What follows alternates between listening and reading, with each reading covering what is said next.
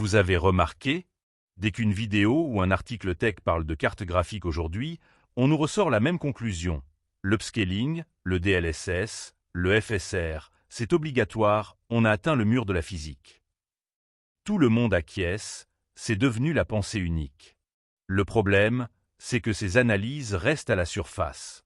On vous montre le pixel magique créé par l'IA pour vous cacher un secret bien plus sombre. L'industrie a sciemment décidé de tuer la performance brute et l'optimisation. Aujourd'hui, on connecte les points. Hardware, choix de fonderie, flemme des studios, piège du crossplay et mort du gameplay. Voici une analyse globale du vrai problème. Commençons par le haut de l'iceberg, le ray tracing et les solutions d'éclairage dynamique comme Lumen sur l'Unreal Engine 5. On nous vend ça comme le saint graal graphique. En réalité, c'est tellement lourd que nos cartes actuelles n'ont absolument pas la puissance brute pour l'exécuter proprement. Pour que le jeu ne tourne pas à 15 images par seconde, les développeurs n'ont pas le choix. Le traçage de Lumen s'exécute dans une sous-résolution interne, au sein d'un G-buffer complètement réduit. Et pour cacher la misère et le bruit visuel, on applique des denoisés ultra-agressifs. Résultat, dès que vous bougez la caméra, l'image bave, crée du grain, génère du ghosting et détruit la clarté de l'image. À côté de ça, la rasterisation traditionnelle n'a jamais dit son dernier mot. Des moteurs maison ultra optimisés comme le Ray Engine de Capcom ou le moteur Rage de Red Dead Redemption 2 prouvent qu'une image calculée en natif, avec une haute densité de pixels réels, offre un rendu infiniment plus net et stable en mouvement, pour une fraction du coût hardware. Alors pourquoi cet abandon? C'est ici que l'argument marketing du « mur de la physique » s'effondre. On vous dit qu'on ne peut plus progresser en puissance brute. C'est faux. C'est un choix pur et simple de conception de la part des constructeurs. Sur le silicium d'une carte moderne, Nvidia sacrifie environ 30 à 40% de la surface physique de la puce pour y caler des structures dédiées exclusivement à l'IA, les Tensor Core et les RT Core. Le piège absolu, si vous jouez en rasterisation native sans activer leur technologie propriétaire, cette surface ne sert strictement à rien. Elle dort. Votre carte haut de gamme n'est même pas exploitée à fond en termes de consommation et de capacité thermique. Faisons un calcul logique. Imaginez une RTX 5080 ou 5090. Si au lieu de cette place réservée à l'IA, le constructeur avait injecté 35% de shader classique en plus, couplé à un bus mémoire digne de ce nom, un vrai bus 384, bits au lieu du restrictif 256, bits de la 5080. Le filrate brut et le débit de pixels natifs seraient tellement gigantesques qu'on ferait tourner de la 4K native à plus de 100 EPC sans cligner des yeux. On bride le hardware pour nous rendre dépendants d'un écosystème logiciel. Et c'est là qu'on touche au point le plus crucial, celui que les studios de développement valideraient immédiatement si on leur posait la question. En sacrifiant la puissance brute au profit des béquilles logicielles, on a totalement bloqué l'évolution du jeu vidéo. Le DLSS et le FSR font des miracles visuels, mais ils ne font qu'inventer des pixels sur l'image finale.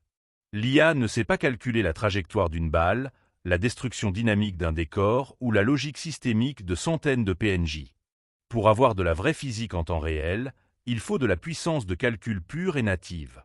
Aujourd'hui, les jeux sont de plus en plus beaux et lisses quand on ne bouge pas, mais ils sont devenus statiques, figés et interactifs comme des coquilles vides. Toute la puissance du GPU est siphonnée pour afficher 3 reflets en ray tracing à l'arrache, et il ne reste plus rien pour le gameplay. Et pourtant, le génie logiciel a déjà existé par le passé. Regardez en arrière. Il y a 27 ans, John Carmack sortait le moteur ID Tech 3 pour Quake 3 Arena. À cette époque, pas de gigaoctets de mémoire vidéo superflue, pas de cœur IA pour tricher. Ce moteur était un véritable exploit technique absolu. Il intégrait des astuces mathématiques légendaires, comme l'algorithme de la racine carrée inverse rapide, codé au bit près pour économiser des cycles de processeur.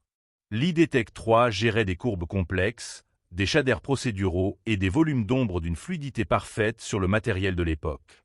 C'était l'âge d'or où le talent de programmation repoussait les limites du hardware. Aujourd'hui, les studios modernes se sont engouffrés dans la brèche de la facilité. Pourquoi passer des mois à optimiser les draw calls, à nettoyer la topologie des modèles 3D ou à inventer des algorithmes de génie à la Carmack? Ça coûte cher en temps et en argent. Aujourd'hui, la consigne est simple. Sortez le jeu, l'IA bouchera les trous de l'optimisation. Le DLSS et le FSR ne sont plus des technologies de confort pour redonner vie à une vieille carte. Ce sont des lignes de code obligatoires pour masquer le manque de finition. Pour achever le tableau, ajoutez-y la réalité économique du marché, le crossplay. Pour rentabiliser les budgets pharaoniques, un titre doit sortir partout en même temps. Les studios développent donc pour le plus petit dénominateur commun, les consoles de salon. L'architecture PC, sa bande passante et sa flexibilité sont nivelées par le bas pour s'aligner sur les contraintes fixes des consoles.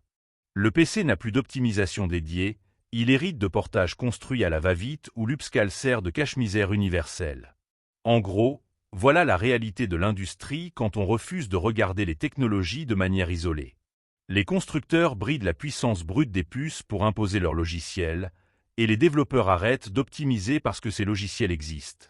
Payer un GPU une fortune, le haut de gamme du marché, pour se retrouver à regarder une image floue reconstruite par interpolation statistique depuis un flux interne en 1080p, tout ça dans des mondes vides et sans physique. Ce n'est pas une rupture technologique majeure.